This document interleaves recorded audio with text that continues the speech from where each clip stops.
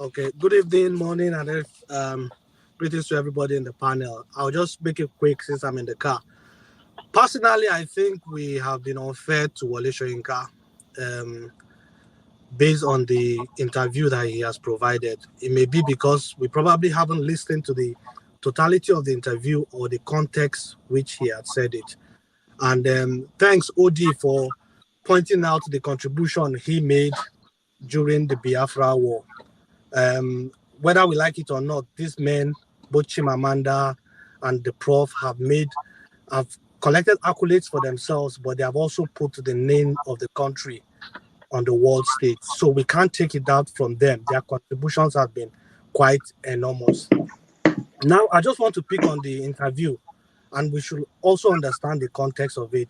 Somebody mentioned first that he didn't condemn what happened in Lagos of the targets of the Igbos. I will refer you back to maybe 21 or 22 minutes of his interview to 25 minutes. And you listen to what he said. In his own words, he said a real targeting of certain sections of Lagos where the Igbo populations were prominent, and that is disgraceful, most condemnable.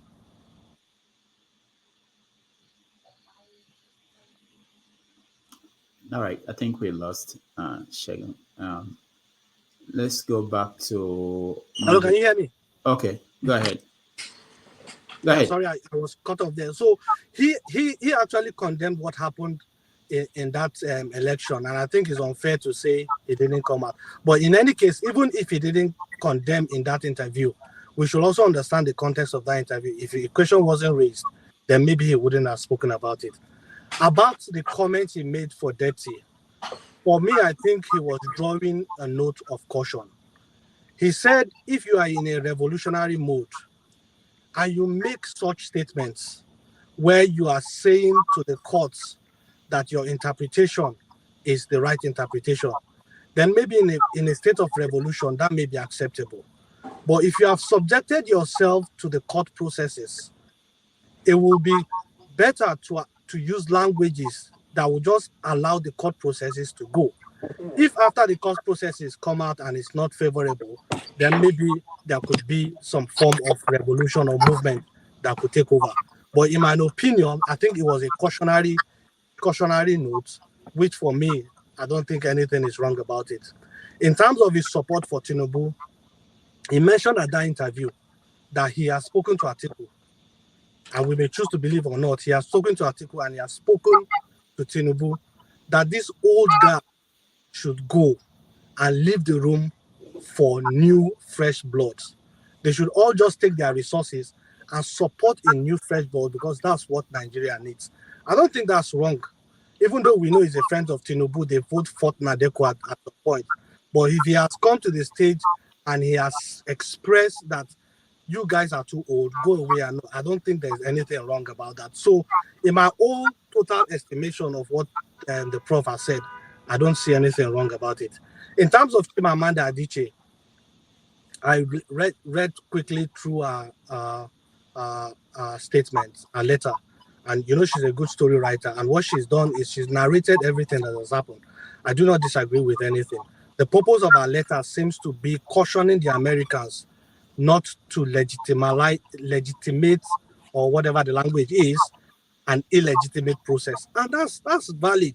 The part that I may pinched about a bit is this idea that we always run to the world stage, to present our problems as if they will solve it for us. But the state that Nigeria is at the moment, I don't think we can fault that. For example, all the 3, 4 candidates went to Chatham House. Um, People in the UK, and I don't know if it's happening in US, are writing petition that the UK government shouldn't grant visas to people that are fanning the embers of bigotry in Nigeria. These are things we've put in the world stage already. So if she's writing to the White House, she's writing to America, I don't think there's anything wrong about it. The thing is, I mean, Tinubu, finally, I'll just say that Tinubu needs to call all his attack dogs back to the cage. Because the way it is the main attacks have come from Keyamo, have come from Bayo Nonoga, have come from Dele Alake. I mean, we don't. we don't need, if we really want to make this country You go forgot forward. one, Segun. You forgot one. Which one is that? Sorry. Let me panic there. Oh yes. That's and they are all men that are just around Tinubu. He needs to call them to order if we want peace to reign in Nigeria for the time being. I am worried of the trajectory that this thing is going. I thought it was just the election, but this is beyond the election, and seriously, it spells a dangerous mood. So what I just wanted to say was, I think if we listen to the full interview and understand the context from where Prof was coming from, I don't think we've been fair with these comments that we've made to it. So that's just my submission. Thank you. All right, thank you, Segun. Do you, Mazio,